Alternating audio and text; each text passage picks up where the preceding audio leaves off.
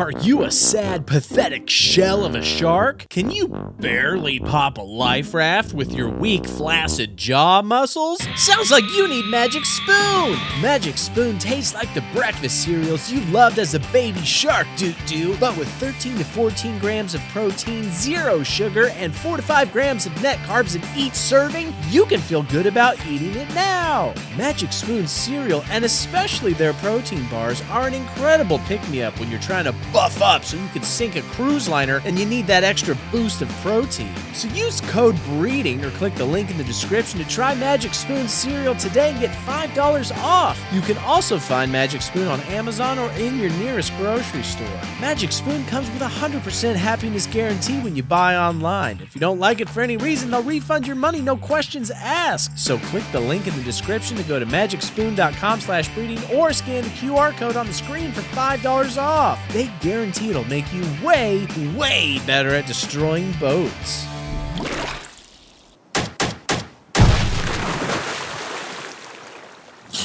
Oh my God, where am I? Oh God! Okay. Think. How do I kill this shark? I could watch all the Sharknado movies. Oh, I already did that. They're not helpful. I could do the Jaws movies. Maybe they'll teach me how to kill a shark, but like, how am I gonna watch those? How'd he? Oh! Well, okay. What are the odds?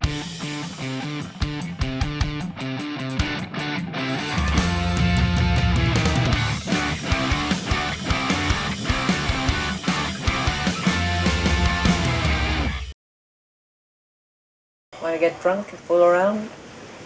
Oh, yeah.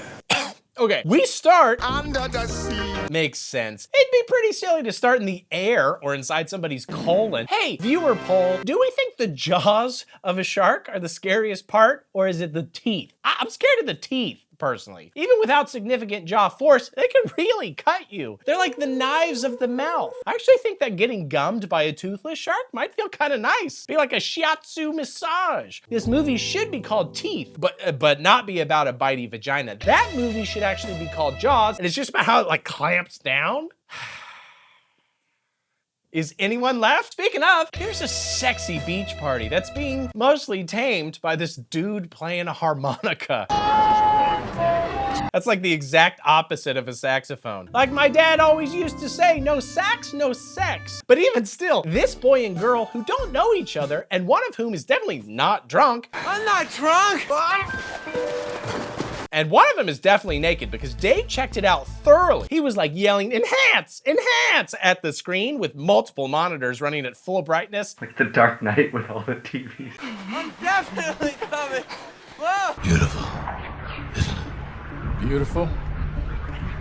Unethical. Yeah, he's like, are those boobs? I'm pretty sure those are naked boobies. Anyway, the two of them, they run towards the water. Come on in the water!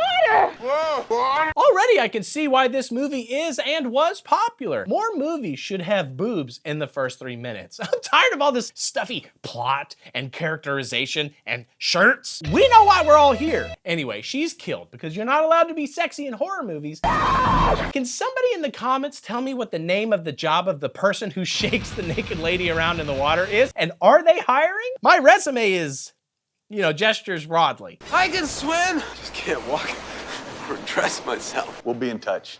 Really nice meeting you. Yes, Dave has more experience handling naked bodies, but most of those are dead, so... Different skill set. Take it easy. Take it easy. The next day, a man wakes up next to a woman, as men who don't drink themselves into a beach stupor and women who don't get eaten by sharks sometimes do. His name is Chief Brody, and he's married to the woman named Mrs. Chief Brody. I assume they have 2 chief children. None of them appear to be related to Adrian Brody, but we'll see how this develops. It's a mystery box movie. One Chief Brody child is nearly murdered by a swing. I got cut. You guys are playing on those swings. And man, this Amityville is a dangerous island town. I mean, they got shark attacks, swing gorings, dudes playing harmonica unprompted. Thank God they've got Chief Brody, Chief of Police, and his wife, Mrs. Chief Brody, Chief of Getting Drunk and Fooling Around. Want to get drunk and fool around? Oh, yeah. I sure do, Chief! Yes, Chief? Chief. Brody gets a call on his one of 2 phones, and okay, I guarantee that most of my viewers are like me and don't understand the 2 phones thing. Why are there 2 phones? One of my 65 plus viewers, please comment. And one of my 13 to 17-year-old viewers, please teach the 65 plus viewers how to comment. Then get them to subscribe to my Patreon when they're not looking. See, Dave, that's how you technically, legally get access to old people's Social Security money. I'm just kidding. They're gutting Social Security. I want my Social Security. back. Go get it. Okay. But anyway, Brody heads into town to meet up with the formerly drunk guy who may have fumbled harder than anybody ever fumbled in all of human history. Hey girl, you wanna make out? Oops, I'm asleep and you're getting eaten by a shark. My game is weak. I'm coming. I'm definitely coming. He didn't. Okay, I lied. I lied. But anyway, he and Brody together stumble upon the body of the naked girl and she is looking rough. They blame a shark for it, and Brody sets out to make some handmade beach clothes signs instead of using AI like a piece of shit. But then the mayor sneaks up behind him, pinches his underarm fat, is like, whoa, whoa, whoa, whoa there, big guy. We can't close the beach. You think we got a factory on this island? No, we sell beach. Everybody's job is beach. You close beach, we die. We need summer dollars. Also, the coroner, he changed his mind and thinks actually the young lady was attacked by a boat. Well, I think possibly, yes, a boat. Oh, shit! As if that's better. Now we've got an unhinged, haunted, evil boat attacking? It's Duel all over again. Yes, that's an extremely deep-cut Spielberg reference. Okay. You want to play games? And while we're here, I'm not much of a film nerd guy, but it's so immediately apparent that Spielberg's blocking is just on another level, like on and off the field. I don't even think I'd know what blocking even is without having grown up on Spielberg movies and just being constantly amazed at the way he sets up shots. It's just nice to have a competent film to watch every once in a while. The way they tried to block all the spraying piss in the Tremors movies, it made me, let's say, sad. In both worlds. Okay, fair. Not that sad. Good cannot exist without evil. Another fun thing Spielberg does is try everything he possibly can to make me think that this fat lady is about to be eaten. He's like, man, if you were a shark, who would you eat, Jordan? This kid? No, you want this lady. Look how plump and juicy she is, Jordan. Come on, you know you want to take a bite, Jordan. Nobody's looking. Now's your chance, Jordan. We know all about you, Chief. That's been my Steven Spielberg impression. I am available for booking for parties if you need a Spielberg impersonator. I just got so many stories to tell. You have a voice that needs to be heard. There's a shark in the water and it's like, no. Ooh, she's plump.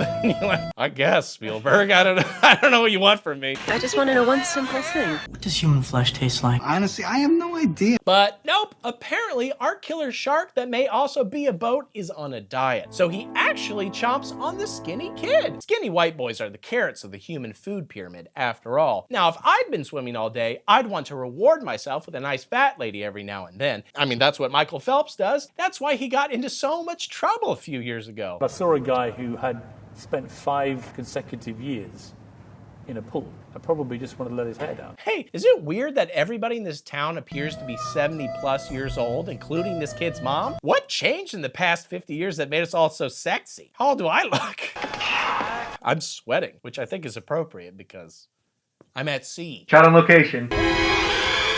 I don't know, but the old ass mom puts up a $3,000 shark bounty, which is a hell of a lot of cash for pure revenge. Like, the kid's already dead, and that's over $17,000 in 2024 money. I'd maybe spend it on buying another kid, or just wait for the shark to eat some parents and boom, you've suddenly got free kids on the market. I've already got 3, but they're saying the 4th one is gonna cost me a pretty penny. So please sign up for my Patreon, so I don't have to go steal another carrot kid from the orphanage. I think that made sense. That felt clear. Yeah, just you keep moving. Yeah. Yes?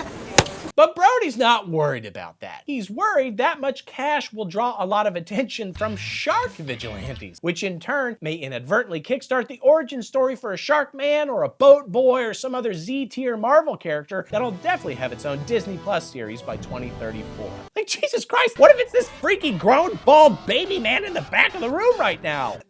that guy's not for children. Do not let him near your kids. He's worse for your kids than a shark, probably. Anyway, the mayor is still like, look, we can only close the beach for 24 hours. The kid wasn't even one of the popular kids. I mean, look at this nerd. He probably had a lunchbox with the monkeys on it. Let me see your fingers. Die already. But a guy in the back named Quint, who apparently hand drew a shark eating somebody on the chalkboard in the back, in case anybody was confused as to what they're dealing with. Bad fish. I'm going to say something now.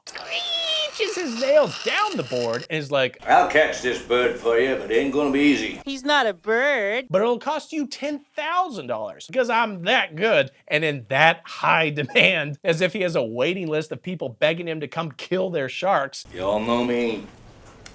Know how I earn a living. He's in advertising. And the mayor's like, we'll think about it. Thank you very much, Mr. Later that night, Brody studies shark graphs and is like, Sorry. I just can't wait to see that Excel pivot table. he's like, God, I'm looking at these graphs. These are bad sharks.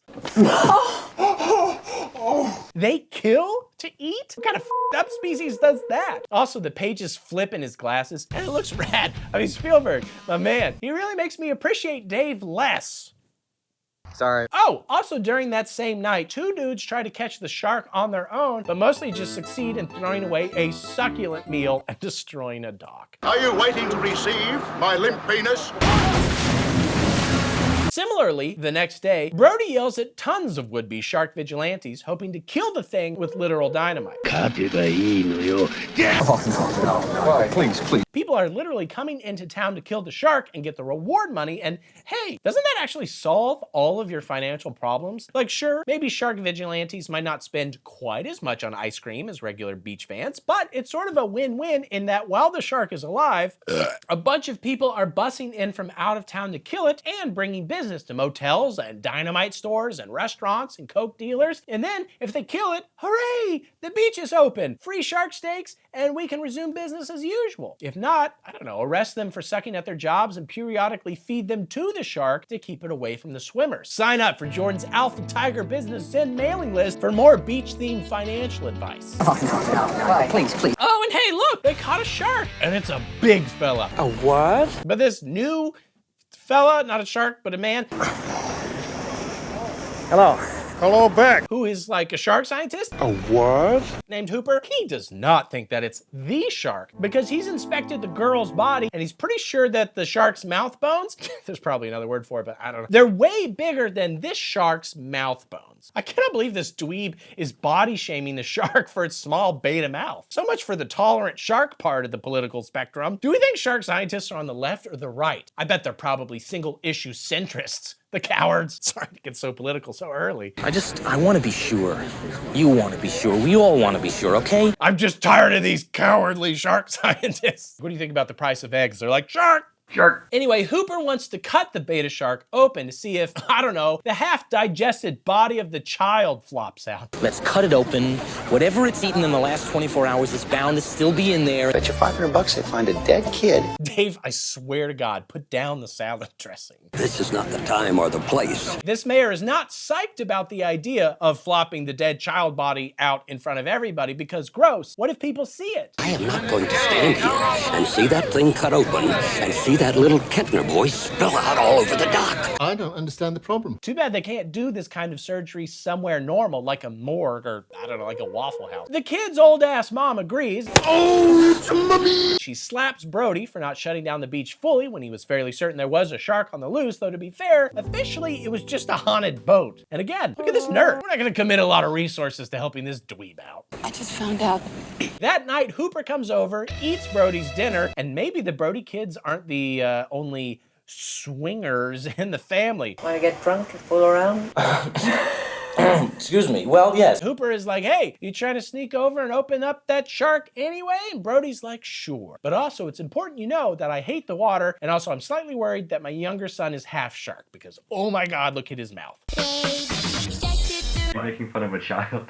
Well, yeah, he's got weird teeth. Whatever, he'll get braces. Child actors always end up fine. Famously, they always end up fine. Especially if you make fun of their looks. I've never heard it quite put that way, but yes. They open up the shark, but I think they maybe punctured like one of his balls. Is that what the great white part means? Or maybe it drank a lot of milk. That's like I thought.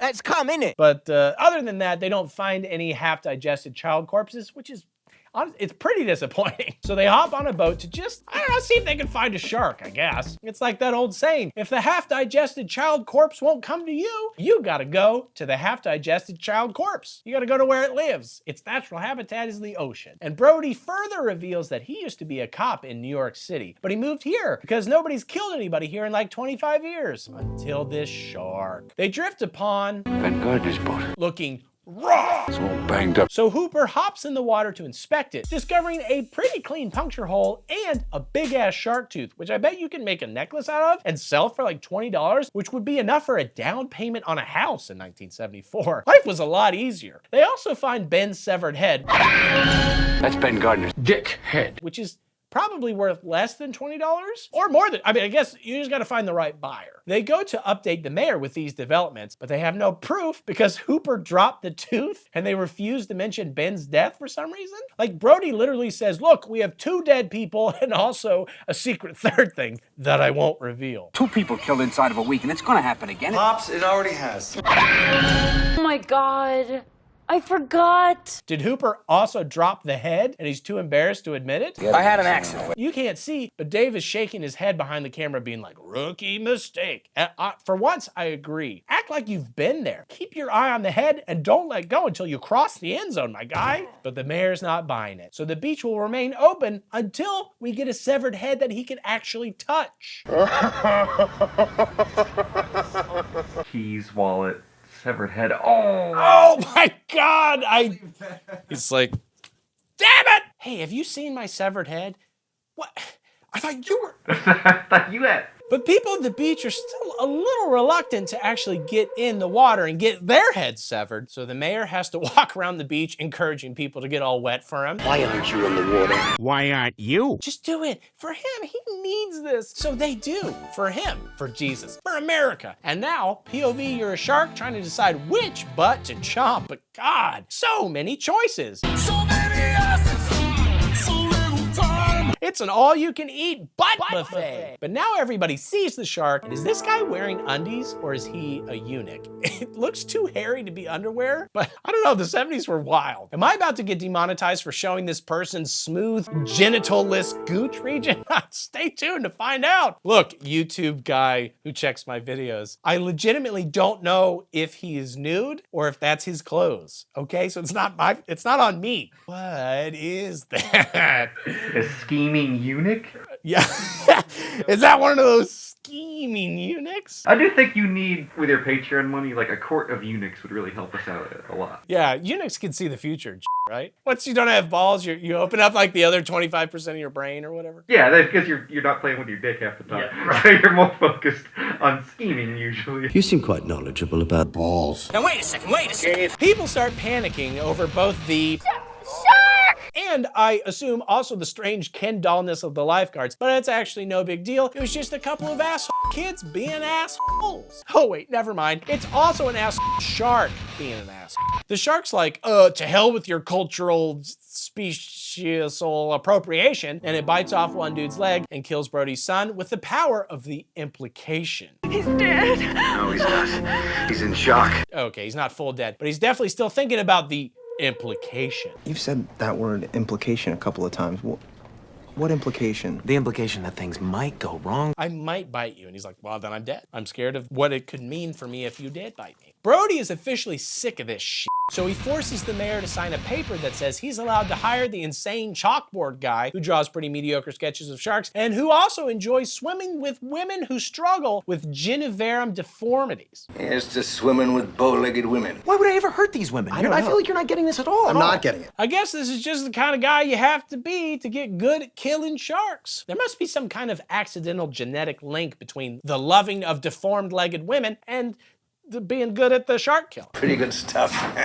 Quint is really pretty demanding in his demands. Iranian caviar and don't forget the color TV. And again, is there a long waiting list for your services, dude? I get that this shark is a big problem, but have we even established what makes him so good at catching sharks as opposed to cirrhosis. 1 case of apricot brandy. We already had a dude ready to huck dynamite earlier, and we saw that the shark likes to eat pot roast. Can we not just make some explosive pot roast and call it a day? Or does Arby's have some sort of monopoly on meat that makes you explode? Surely at minimum, we could at least attempt to find a fisherman who doesn't look like he has a 75% chance of soiling himself before the end of the movie. What does Quint bring to the table specifically besides, well, his hands are very serious. You got city hands, Mr. Hooper. You've been counting money all your life. All right. Hey, I don't need this. I don't know, but Brody and Hooper hop aboard Quint's special boat armed with several random weapons and several random beers, and also, Did you take your Dramamine? even though that's definitely gonna make Brody sleepy, he should really consider boning as an alternative if he doesn't want to be sleepy. On board, Quint pounds a beer while Hooper pounds a water, and I pound whatever liquid has hopefully sponsored this video. Piss seltzer from the makers of toilet soup? Oh, shit. Pretty good stuff. Sign up today. Code BREEDING. Get 45% off piss seltzer. 2 cases. Anyway, now they're out at sea, and almost immediately Quint catches something. Put your gloves on. But Hooper doesn't think it's a shark because, why? Okay, but that's not really an argument. But then, oh shit, I guess it is a shark. It was a big one too. About the size of that shit Dave took in my upstairs bathtub when I thought he was getting something from the car. 20-footer. 25. We ended up having to replace our entire house. You're gonna need a bigger Bathtub. They harpoon the shark to a barrel that supposedly will keep it near the surface, but it doesn't really work because unlike the first shark, this shark is too strong. It clearly works out. It worships at the sea temple of Swole. Muscles like underwater internet cables. Just an absolute chad of a shark. But like, hey, here's a thought. If the shark is close enough to shoot with a harpoon attached to a barrel, could you not shoot it with a gun that has a bullet attached to like a bullet and then it will die? Or could you huck dynamite at it? Or tie dynamite to the harpoon? Or maybe put dynamite inside a pot roast and stick that on a harpoon? Or could you pepper it with insults intended to break his spirit? Like, what are we waiting for? Kill it, Quint. Kill it. Now! And okay, yep, now everybody just sort of compares old wounds from fake teeth to broken hearts. Big Chinese fella, pull me right off. To that time, Quint was on the USS Indianapolis, which went down during World War II, and like 800 of his buddies were eaten by sharks. So 1,100 men went in the war. 316 men come out, the sharks took the rest. Yeah, that's actually not really a check in the Quint is really good at hunting sharks, let's give him all the money column. Couldn't stop your 800 friends from getting eaten. Anyway. I hope to hear from you soon. Hey, let's sing a song. Also, is that a shooting star? Are we now in a Disney movie? Jiminy Cricket about to descend from the heavens with an elephant gun? When you wish upon a star. Oh, gee whiz, I got an elephant gun, guys. This will f***ing tear it in half. Let's blow this shark's f***ing head off. Well, they'd better hope that's what Jiminy Cricket's here to do, because the shark damaged the boat during their pissing/singing contest. And Brody's like, screw it, I'm gonna call for help. Except Quint, respectfully, would prefer he not do that. And like, yeah, okay, I guess Quint is actually insane. Oh, who could have seen this coming? Talk about buyer's remorse. I hate when my bespoke shark hunter turns out to be a psychopath. Yeah, I found this shark hunter on Fiverr. Although he did demand $10,000. $10,000 for me by myself. For that you get An insane psycho freak. That's great. That's just great. But hey, at least Quint is great at shooting harpoon barrels that do literally nothing. We're up to 3 now, isn't that cool? That's a lot of barrels. Great work there, Quinty Kong. If this was a carnival game, they'd need a bigger boat for an assload of stuffed animals. He's doing a great job at this random thing he decided to do. Has nothing to do with anything else. Hook me up another barrel. They tied the ropes to the boat itself, but whoops.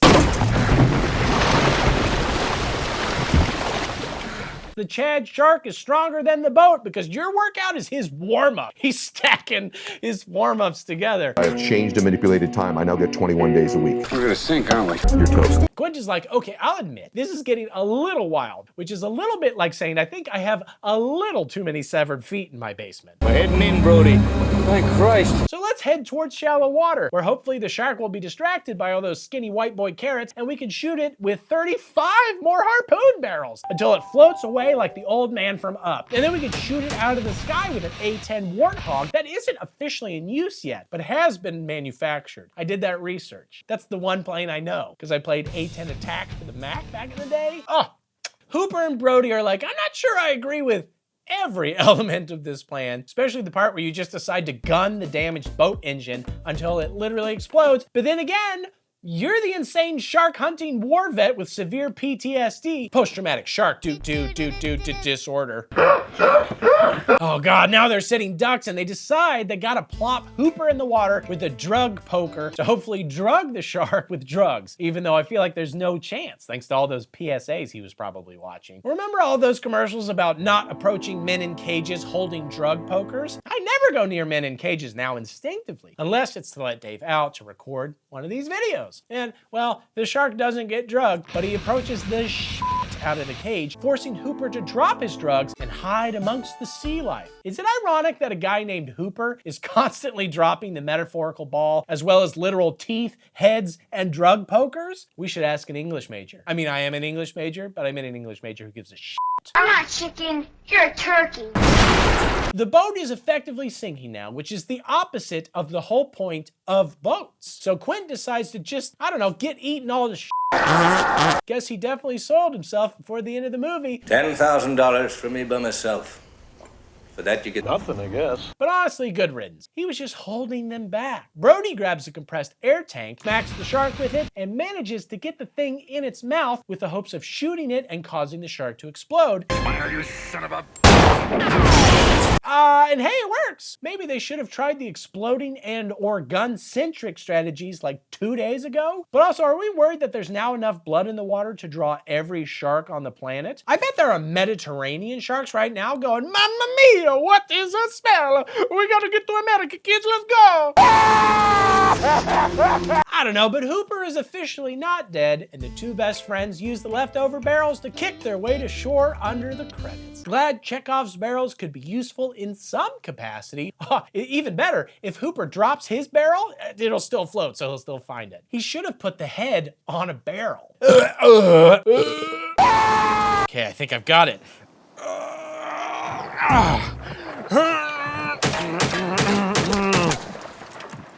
Oh my God, that's right. I probably should have just watched and explained all the Mythbusters, but I'll just keep going. She got tits like a sparrow. Do you have to talk like that? Again. Under the sea. Clear branding, well done. Also fish, perfect. Also some scuba-ers swim upon the wreck of Quint's boat and are like, tight, let's go see if this underwater grave has any sweet loot. Maybe we could take some photos. Shark photo bomb.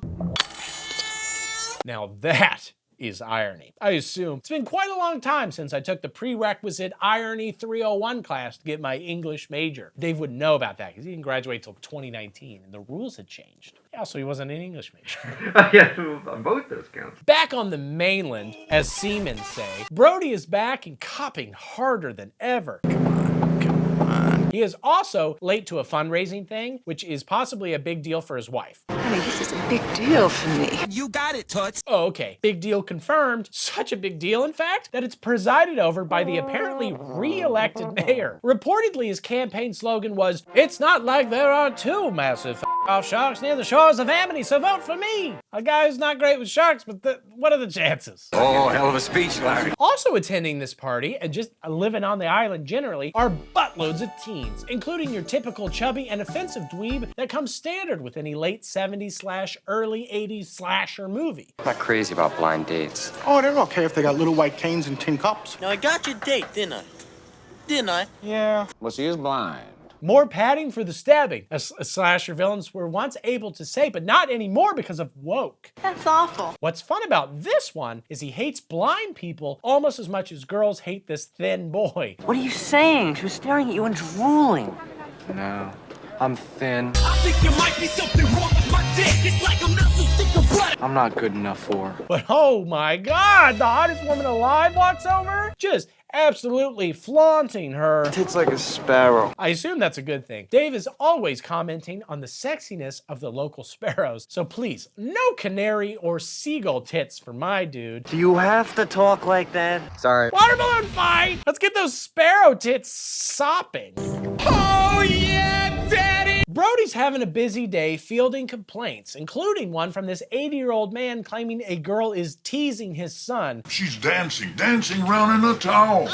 Which, based on his age, suggests his son is probably well into his midlife crisis and should probably deal with it himself. Also, they've discovered the abandoned boat of the dead scuba-ers, but no scuba-ers themselves. Scuba-ers and scuba-er boats normally come as a package, like sparrows and titties. So I don't know what this is about. Very funny. Better push it off until we can deal with the sexy bird-titted teen that everybody's complaining about. You want to check out this dance for me? Dance? That's a paragraph that you need Indiana Jones to puzzle it out. Tina here needs a break. Take a break for a minute, okay? She collects her breath and watches a water skier ski for approximately 5 hours until finally she's eaten by a shark. That is either unbelievably fast, like outrunning a motorboat fast, or it's just really good about attack angles. Either way, props. Shark, that's how you nab a top 10 spot in the shark draft. Sports. The boat driver isn't overly upset about her skier friend completely disappearing suddenly.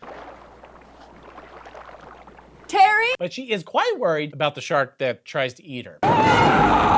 So worried, in fact, that she protests the attack by dumping gas on herself and blowing herself and the boat up, which also serves the dual purpose of convincing the shark to leave Vietnam. I mean, this is powerful stuff. The movie has something to say, and it's flame on! Wait, did they even explode? Boom, cloud of smoke. That was the explosion. Oh, okay. Well, wait, were they even having fun? They were having a wonderful time. Oh my God, thank God. The cops struggled to find the bodies, both because they're ostensibly exploded and eaten, and also because the guys in charge of finding them would really rather be exploding themselves rather than dealing with this boring-ass chore. I'm cold, bored. You're bored. Oh my God, don't you hate it when the deaths are so boring? Holy shit. Oh wait, they caught something. Oh crap. It's just Chekhov's power line. Do you want to electrocute ourselves just to feel something? Jesus, this is heavy. A half-eaten killer whale washes ashore astride some other horny teens. And Brody worries that we've got another shark incoming, so he forces his horny son to get an unhorny job painting non-glory hole toilets and won't let him sail despite being an absolute freak for boats. Boats? What is it about this place? Everybody's a boat. A what? Brody also insinuates that this shark might be avenging the last shark, even though it's been 4 years, and also it's a damned shark, not Shark Wick. Yeah. Although, hold on, I need to make some calls to Hollywood. Yeah, I'm thinking I'm back.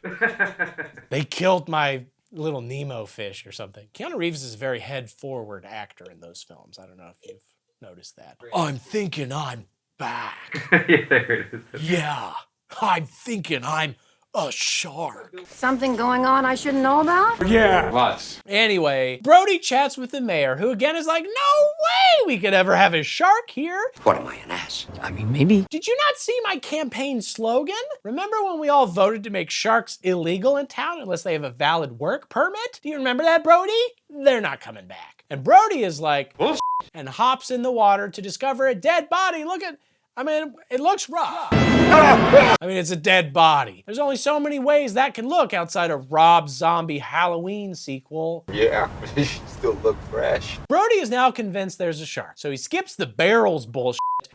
And creates a bunch of DIY cyanide bullets for his Etsy shop. Oh, and also the bullets are in case he has to shoot a shark. He returns home to hide his suicide bullets in the tub and to admire his son's unbelievably cutting-edge video game, where a bunch of pixels move up and down and appear entirely impossible to control. Ugh. Man, these stupid kids probably don't even know what a battle pass is. They can't even imagine what it'd be like to reskin those pixels to look like popular rappers and to also never have joy ever again. That's the state of video games. I'm like, look, I'm The name that comes to mind is CeeLo Green.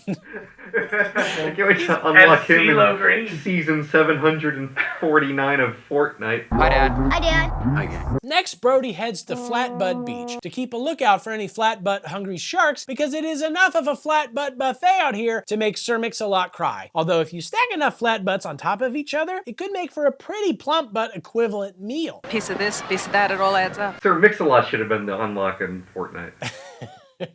But unfortunately, Brody's doing this during sales time, and this guy's trying to sell people shady real estate like he's in Glengarry Glen Shark or some shit. Take a look at the sand. It's like sugar. You don't like it? Leave. But they're like, what's up with that dude in the tower? And the guy's like, oh, that's Rapunzel, don't worry about it, her prince will come. But a little girl's like, actually, I'm pretty sure that's a shark tower. He's looking for sharks. You slut! And developer man has no real response. You know, weather measurements and... But it wouldn't have mattered anyway because Brody sees a lump in the water and he rings the shark bell and, oh shit, whoops. I started blasting. Bang! It's just bluefish! But as I say every time I drive a boat drunk and run over a dolphin, imagine how good that would have been if it was a real shark. Hey, random question. Hypothetically, would it be bad if somebody shot a bunch of cyanide bullets into the water at a public beach? Anyway, as you were. Get out of there! Get out! He's like, I've dipped these in poison. Bang, bang, bang, bang, bang. But oh wait, the scuba shark photos are developed, so this should totally redeem Brody. It's basically an underwater Rorschach test. Or shark test? Brody sees... That's a shark. Look at the outline. But maybe this developer guy sees strict rent control regulations or something. Sorry, I just don't see it. Personally, I just see a movie that's only about 70% as good as the original. Seaweed? So as to say, Brody gets fired and handles it very weirdly. And then the very next day, he's already in his unemployment short shorts. They made him turn his pants in with his badge, I guess. Man, he's really hit rock bottom. We need your badge, your gun, and your pants. He's like, all I got are short shorts at home. They're like, well, you're taking everything.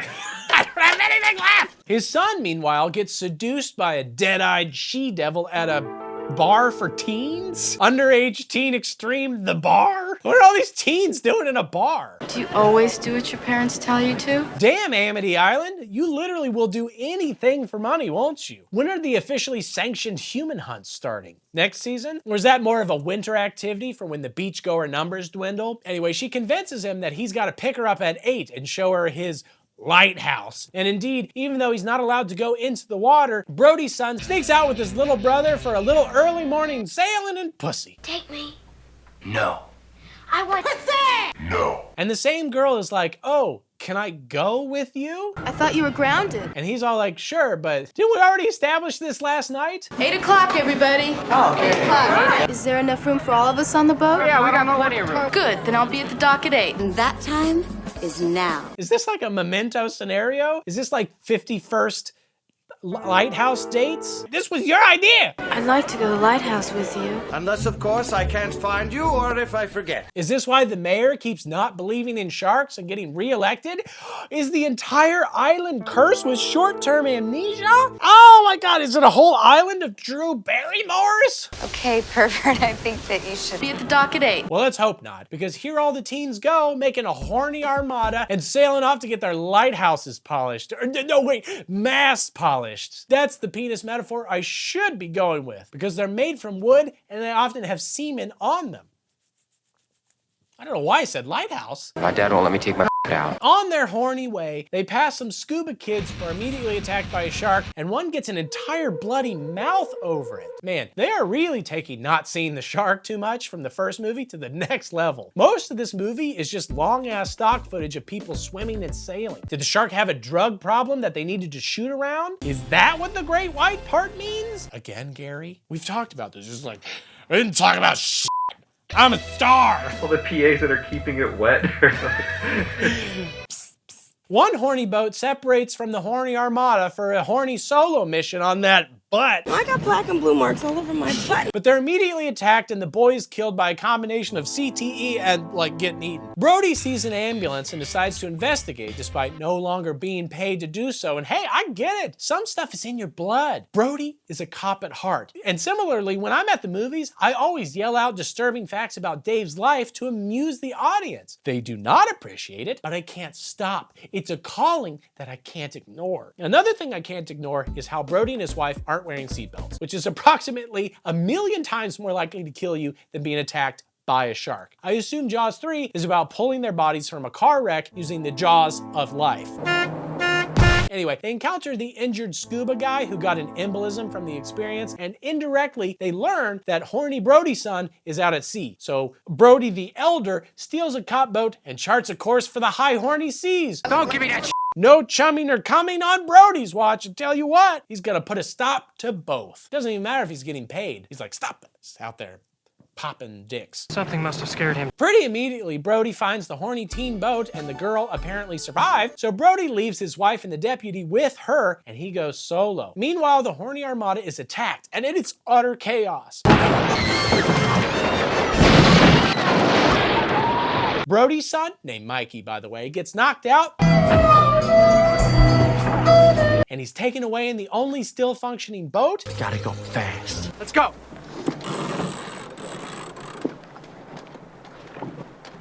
And everybody else sort of lashes what's left of their crafts together and they wait for help. Pooling your resources and finding strength in numbers? I hope that this shark eats all these unpatriotic communist horny children. You can't be doing that. Fortunately, help soon arrives in the shape of what appears to be a time-traveling Confederate soldier flying a helicopter. Do you think in the 70s they just straight up didn't care what people's faces looked like? Like whatever weird-ass haircut or beard they showed up with, they just got to keep? We're not paying for a hair guy. I grew this myself. Beautiful.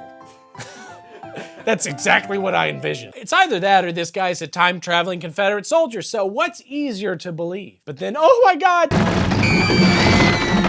Time waits for no man, and he's dragged down into the sea to face judgment for his crimes during the Battle of Gettysburg. And it's hard to make out, but I'm pretty sure his final words are, states' rights. The war of northern aggression. Yeah, they attacked us! Then the Federalist shark attacks the kids yet again and actually gobbles one of the kids up pretty good. But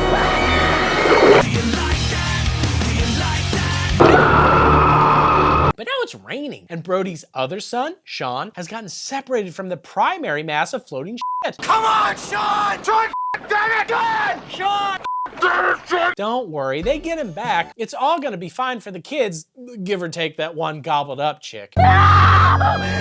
When calculating things involving children, you always need error bars of plus or minus 1 gobbled up chicks. It's basic kid math. They're like, how many kids do we invite to this birthday party?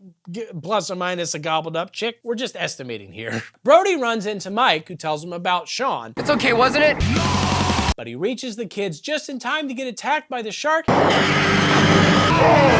and immediately crashes boat into Electricity Island. He also manages to accidentally unearth yet another power line, and as most of the kids swim to join him on Electricity Island, he devises a plan to spank the sparrow tits off that naughty power line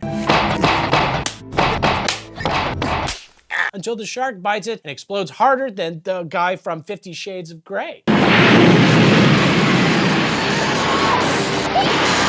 Which is to say, quite hard. You sure? Yeah. Oh, yeah! So yay, the shark is dead, but so is the hope for this being a good franchise. And oh no, the radio hasn't been working, and they just killed power to the entire island, presumably. I guess it's time to gobble up plus or minus one of the less useful kids so that you can survive. Look at you, Sean! Sean, damn it! They're never going to be found. Like the credits go up or whatever, and it's like, they're gonna eat each other. Yeah, I know. This is the only way out of this. Okay, I got it.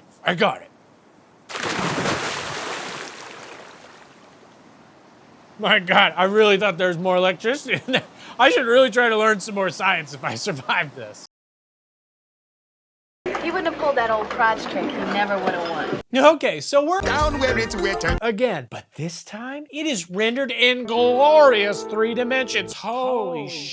Crunch noise? Blood? Fish head? Wow. It really feels like I'm underwater seeing janky-ass 3D credits fly right at my scuba mask. This is so much better than Jaws 1D. You remember that? It was just a straight line. Even better, out of and on top of the water are some talented stunt water skiers. One of whom looks very much like she'd make a very hot mommy. Like the kind of mommy I'd erase my existence for. Oh no!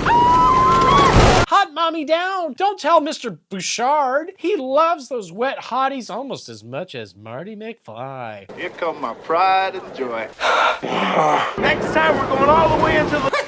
Apparently we're at an alternative reality SeaWorld where the sea life murders you, and where they're currently workshopping the slogan, show any cheek and you'll be back shoveling French fries. It's clean, it's simple, and it's tantalizingly incomplete. Keep that shit at Busch Gardens. And it's also where they're about to debut a new attraction for ants. The center has to be at least 3 times bigger than this. These things will all open in the next couple days, but first, they gotta figure out how to fix this shitty that won't stop letting in sharks. Hey guys, I welded the damn thing myself. You screwed Something's up. on the gate up. This is a weirdly common problem in the tech world. When Alexander Graham Bell invented the telephone, it also had a glitch where sharks kept coming through the receiver and eating people. First Macintosh computer, same thing. Another problem with tech companies and also this SeaWorld. No overtime! Anyway, please fix the gate, big strong boy, and don't get eaten by an insinuated shark and have your 3D arm float at the camera.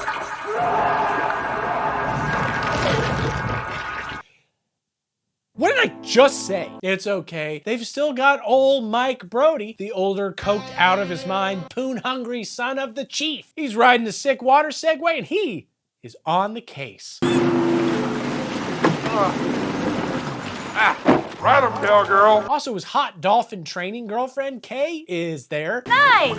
As in, she's a dolphin trainer and she is hot. She doesn't only train hot dolphins. Dave just held up a sign that said, all blowholes feel the same in the dark. Wearing one of those mystical dolphin shirts.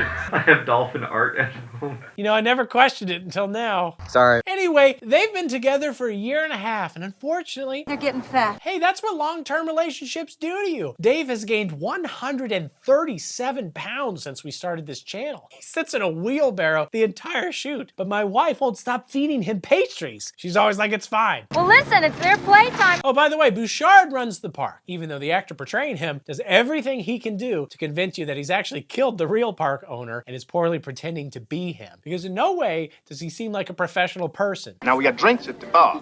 They free. Come on. Anyway, Yeah. he's super good friends with a British boy named Philip Fitzroyce, who is basically Northern Hemisphere Steve Irwin if Steve used grenades and loved killing animals. Which, they tell me, is the secret to a long and happy life. Not a lot of similarities. But also Mike's formerly pussy, now pussy slayer brother, Sean, also shows up. my brother the cowboy. Hey! They head to a bar where Sean defeats Hot Mommy in a game of push hands by suggesting his dick is hanging out of his pants. My fly's open.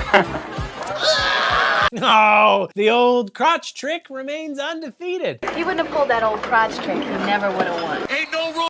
Not pull the old crotch trick? Not only a game of balance, it's a game of Penises. Support my Patreon and I'll consider teaching you the old crotch trick, you dirty dogs. And if you're trying to create heirs, Sean actually has a tip. Just throw it in my eyes, it'll work faster.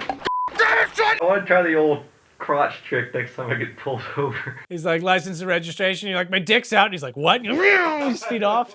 100% gonna work. Every time. Yeah, it's his best move. Anyway, the couple split up to educate each other's crotches while 2 random dudes sneak into the park to steal some coral. Somewhere down there is the best coral. It's like really good coral. Then they die.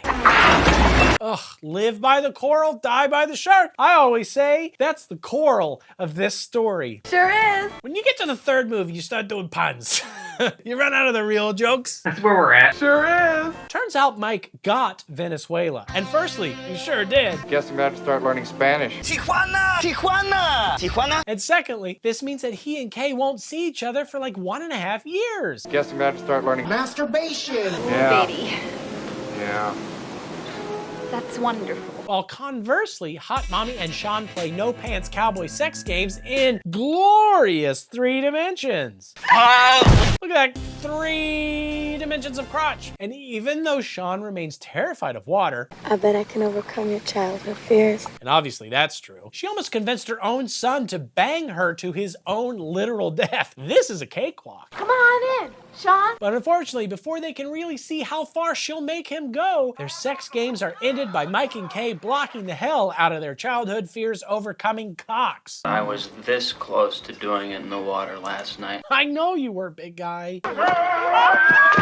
It's yet another work day, although Mike's in a bit of trouble since still isn't fixed. But, you know, because the handyman's arm got bit off in glorious 3 dimensions, and it's becoming a real scandal. Kay runs into Philip and asks him what I have to ask Dave after every single time we go to a club in Tokyo together. Why did you ram that Japanese whaler? At a certain point, I think it technically becomes a fetish. When in Tokyo, my guy. But okay, Mike and Kay hop in a little baby sub thing to go look for the gate guy. Wow, you can really tell they spent up to, but not more than $17 on this effects work. Money well sniffed. I mean, spent. I do rub my nose a lot, and I'm worried that people think I am actually on cocaine. I mean, I am, but I don't want them to worry.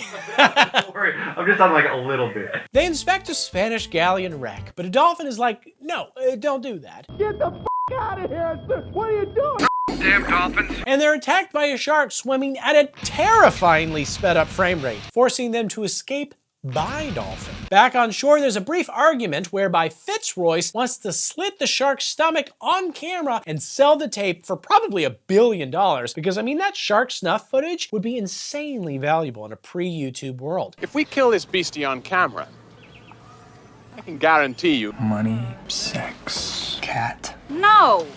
No. What do you mean, no? It's almost impossible to write these scripts because I'm constantly distracted looking up videos of British dudes slitting shark stomachs. It's pure entertainment. I can't get enough. It's like cocaine for my eyes. Just throw it in my eyes, it'll work faster. But Kay is like, whoa, that shark is a great white shark, and there are currently 0 of those in captivity. If we capture it, we could probably sell like 1 billion tickets. Because I mean, that kind of attraction would be insanely valuable in a pre-Dave's backyard world. He's got a shark in a kiddie pool full of vanilla pudding. It's pretty incredible. That would really be a spectacular event, no doubt about that, huh? Oh, it is. Every grift begins with Kay, obviously. So POV, you're getting squirted in the face with tranquilizer juice. And Kay's gonna go poke the shark with a sleep dart while Fitzroy kills it with grenades. Oh, never mind. Not in my water. Take them off. But they will still film whatever goes on down there, which is to say, Kay's attacked by a shark. So Fitzroy stabs it, and Mike harpoons it, and Katie pokes it. Wow, I did not know they were dealing with Shark Rasputin over here. Now, that's a movie idea. I assume we can end this movie here? Down, Danny. Down, down. Apparently not. So now it's opening day, and everybody's having a blast. Including Mike, who's still looking for that dude's body. But like, dude, if you need a dead body so much, Dave has loads of spares. But Bouchard's like, if you find him, fire him for not fixing the game. But like, he's obviously dead. It's been like 3 days. Does Bouchard just assume that Mike is currently obliterating the hold in your breath world record? Man's irresponsible. Also dead. He's like, he has been down there for 3 days. He is slacking off. He's got a little man cave and like a air bubble or something. A secret pirate's cove. Ooh! But without consulting his head biologist lady, Bouchard moves the new shark into a new tank and it instantly dies because of how terribly decorated this tank is. This is a fancy shark. Of course it died. Of shame and aesthetic displeasure. I'm an English major. This is also pretty much what happens to me every time my wife forces me to go to a social gathering without proper warning. Instantly fetal on the ground. Then my mom comes in and kills everyone. I'm getting ahead of myself. Anyway, support my Patreon so I can blame having to work for avoiding social gatherings and another mom rampage. So this is your mom killing a bunch of people at a party is foreshadowing something? Mm-hmm. I'm just gonna play the clip of the time my mom killed everyone at my party. Oh my! Hey, so what the hell does this dancing pig have to do with SeaWorld? Run him! No, Frick, stay the bar! Which part of the sea is this? I want to go there. Also, this haunted part seems fun. Like, what does SeaWorld have? Pigs Ghosts? An incredible complex of underwater tunnels. I don't remember. We didn't do a lot of research for this movie. SeaWorld, famous for its pigs and ghosts. Welcome to my cave of fun and surprises. Oh wait, yay! They found the dead dude. Best vacation ever. Except, oh no, he was definitely bit by a bigger shark than the shark that they just socialized to death. Because that's right, there's a second shark. Even worse, it's probably a mommy shark. Doo-doo. There it is. I wonder if this mommy shark is also hot by shark standards. Regardless, it's been apparently hiding and or stuck inside a filtration pipe that Bouchard randomly flushes because he just does things, it seems. Bouchard, yeah. Flash, flash, flash, flash, flash. And this frees mommy shark up to wreak havoc upon this world of sea. Mike is like, we gotta get everybody out of the water, doot-doo. But unfortunately, SeaWorld is more focused on getting people into water, and so their methods are poor. SeaWorld is like an unmarked windowless van parked behind a Chuck E. Cheese's. Very easy to get into, nearly impossible to get out of alive. And yeah, they're completely unable to save Sean's date. No, not from this chubby guy targeting them harder than a health insurance CEO. From Mommy Shark. Hot Mommy Shark bites Hot Mommy's leg, and it is pretty gnarly. It's not the wet mom-on-mom action Dave normally looks for. No. They're gonna have to take care of themselves. But he says he's okay with it. He's like, as long as there's blood. But now the shark smashes up some underwater tunnel attraction thing, which ends up locking a bunch of people inside and in about 4 feet of standing water, which sucks because like getting your socks wet is literally the worst thing that could happen to a person. And you just know that people are already peeing in that water too. So now you have pee on your wet socks. Guys! It's not stopping! It won't quit! It's not. Great! Ah. 10 minutes of constant peeing! So Mike tries to create a tunnel patch while the British guy devises a plan to lure the shark back into the filtration pipe by flashing his winning smile and offering up his plump fanny. Well, just how are you going to guarantee that? Live bait. It's a British thing, you wouldn't get it. And yeah, I mean, the plan works. Arguably too well though, because the British guy gets completely eaten, which sucks for the shark because British food is terrible. You really should have just pulled the old crotch trick, my dude. Mike heads out to make his repairs and is joined by Kay while Calvin press all the buttons Bouchard loudly declares. We'll suffocate the bitch. And turns the filtration thing off again. Why don't we blow it up? Listen, nephew. Which allows the shark to escape via ass waves? As in, I literally think it uses the force of the tail swinging back and forth to destroy the gate. Look at that. Not hitting the gate, just like...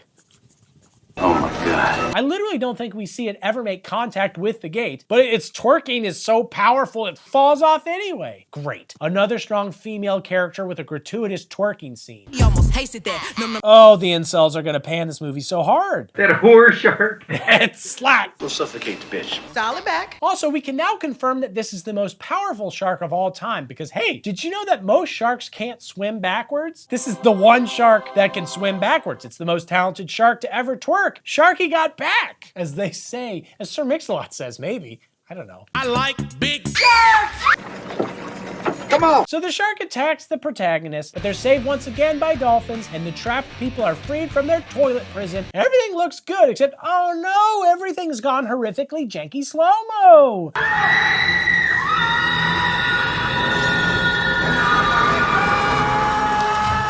But actually it's fine, because the root shark still hasn't swallowed its food, because it's all lean and unseasoned, and the British guy is just lying there with a grenade in hand. His thing is grenades. Every scene, he's got a grenade, even if you can't see it. He just loves grenades. Captain Her Majesty's ordnance makes them up for me. My pussy.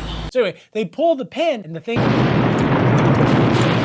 in glorious 3 dimensions. And I know what you're about to ask, and although yes, many people died, most importantly, the dolphins did not die. Oh, 3D freeze frame, hooray! The others, Mike. Oh, What about the others? Who cares? Okay, I get it. I know what to do. I've had this the whole time. I don't know why I didn't do it. Here, you. Oh my God! I want revenge! Sharks? Avenge? Oh my God. I'll help you take your mind off things, sailor. The Revenge? So is this shark like the first movie Shark's lover or cousin? Wow. None of my cousins would ever take vengeance in my name. Guess sharks are just better people than some people. Ow, that hurt. Serves you right. Hey, Steven, I forgot that you were a patron. You're cool. My other cousins suck. Or maybe the shark community has their own sort of champion or John Wick type that they unleashed to settle grievances, and it just maybe took this guy like 13 years to swim there because its twerking sucks. Also, it's not like there are shark legible water maps just floating around, but if that sounds stupid, don't worry. We've got Academy Award winner Michael Caine here playing the character of Hoagie. You trusted me. I failed you. Oh, really? Really? Anyway, we opened for real on a recast Sean because this movie, like me, pretends that Jaws 3D never happened and the hot mommy was just a dream, and Sean's stealing shit from a salad, just like his father used to. He was the tomato thief of all time. Of all time! He's also sucking ass with a knife. A big one. Ow! Mrs. Brody is the one whose tomatoes are getting absolutely plundered, and she's excited that her other recast son, Michael, will soon be coming to visit. And if the visit sucks, no worries, they'll just recast him and try again. Michael. For now. But before any of that, Deputy Sean here needs to get rid of this log floating in the water. Oh, God, his arm! Okay, I'll take care of it. He didn't. Oh, God! Sean is pretty immediately Georgied. But it takes a very long time for him, like this franchise, to fully die. Which is extremely inconsiderate to us, the viewers. But thankfully, Sean eventually does. Oh, shit. The stupid log is still there. Looks like Sean's dead and lazy. He went out there to get a log and then he died and the log's still there. Damn. Sean, you had one job. Damn it! Well, two, if part of your job is maybe not dying.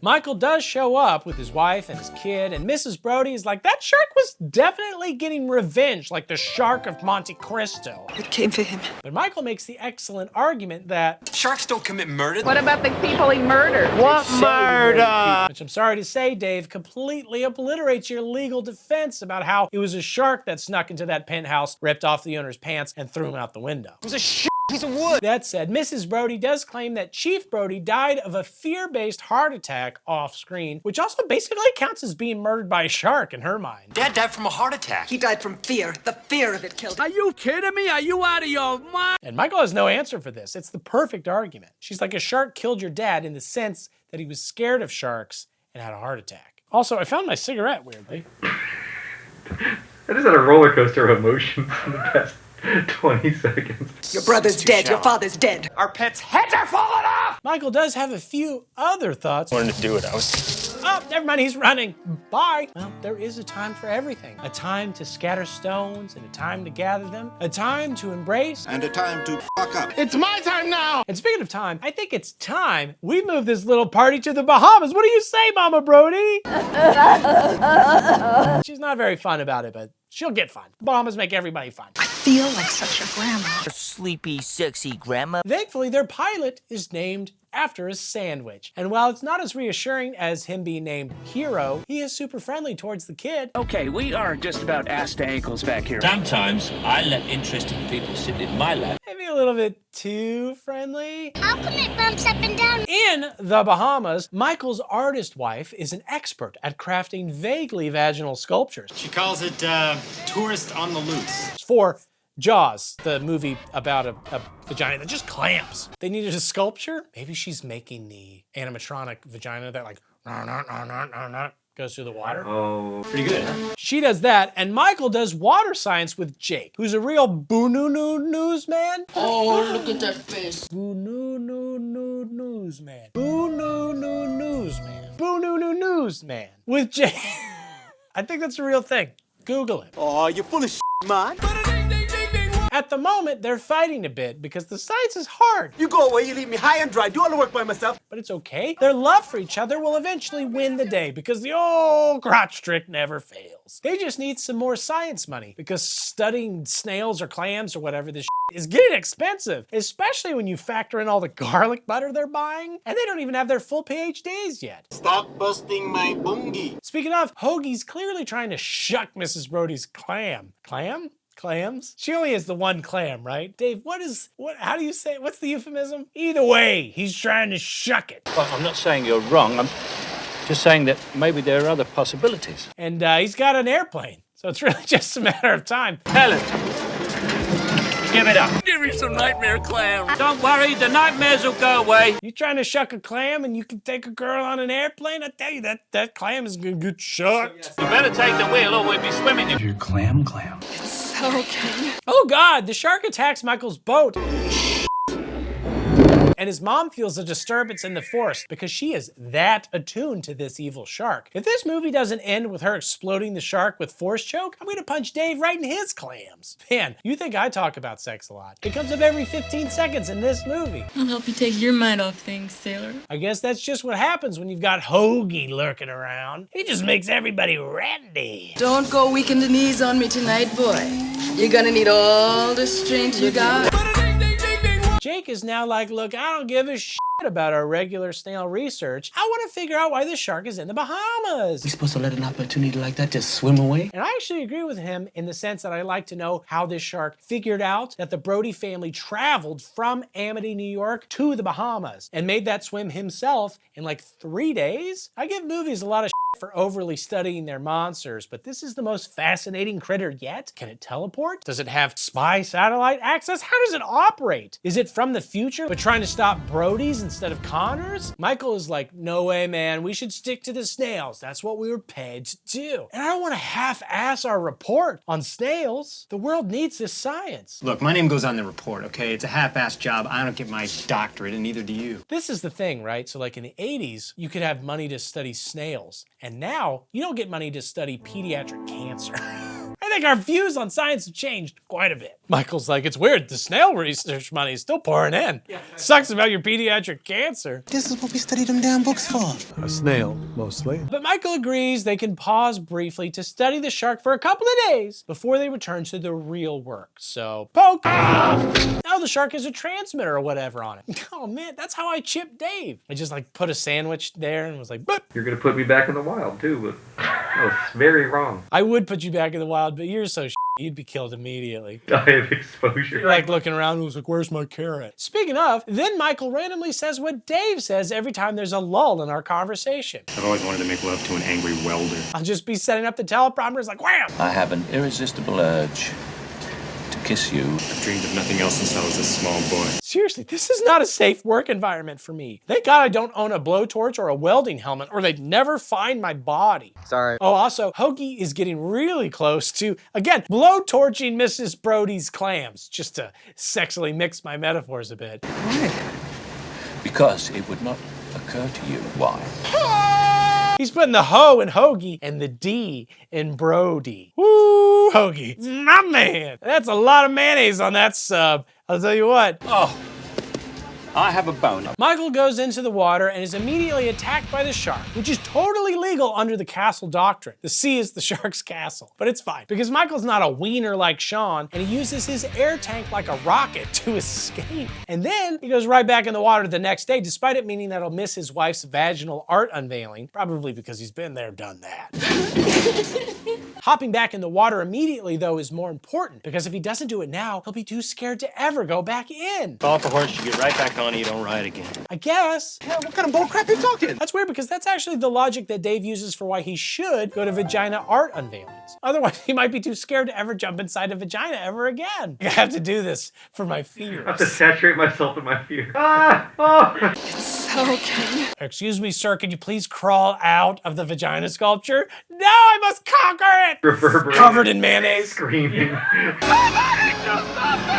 At the great unveiling, however, Michael's daughter's banana boat is attacked by a shark, probably because bananas are like super rare in the ocean and wanted to taste. So Mrs. Brody decides to get a little Jaws revenge of her own and steals Michael's non-banana boat to chase the shark. She's just gonna give that guy the sternest talking to if she catches him. He better swim like a son of a bitch or he's gonna be chewed out. You little jerk, I'm gonna give you a walloping. Jake and Michael chase her in a dinky motorboat. Yeah, we gotta stop her! But they run into Hoagie, who offers up his airplane. I don't think he has a real job. What do you do when you're not flying people?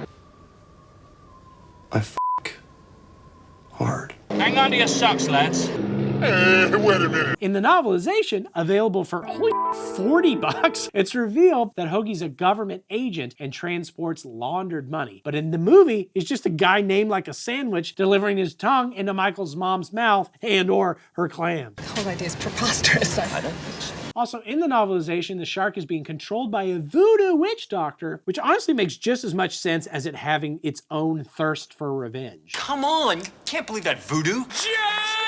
But whatever, Mama Brody has found the shark and the boys have found her, and Hoagie, thinking quickly, crashes his plane into the water. You sure you know how to do this? Of course. But that's not helpful, Hoagie. If you really need to have some people get out, make them jump out or something. Don't intentionally crash the plane, or at least crash it into the shark. I honestly don't get it. Maybe he's also doing some kind of insurance scam? Did the novelization reveal that the plane was also controlled by a witch doctor? Can't get help now. We're in the water with the shark. He's like, I'm sorry, I thought I saw a clam. Hell, that wasn't half bad. I don't know, but hey, they all survive, even as the boat engine, like the plot, craps out. But it's cool. Jake builds a shocky device that he feeds to the shark directly, as in he himself goes all the way into the big guy's big mouth.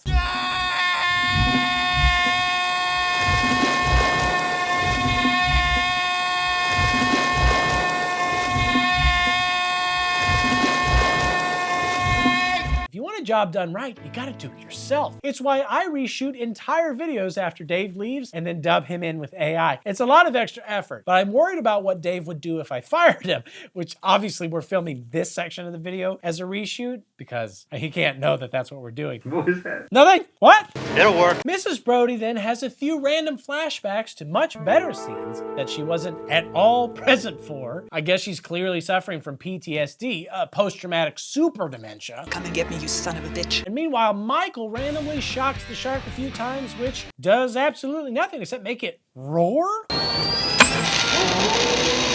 Okay, if sharks actually roared, humanity would not have gotten within 100 yards of a coast. But actually, no, wait, the shark must have lowered its shield points, or maybe even its direct HP, because Mrs. Brody rolls 20 and just rams the whole ass boat into the shark and it explodes?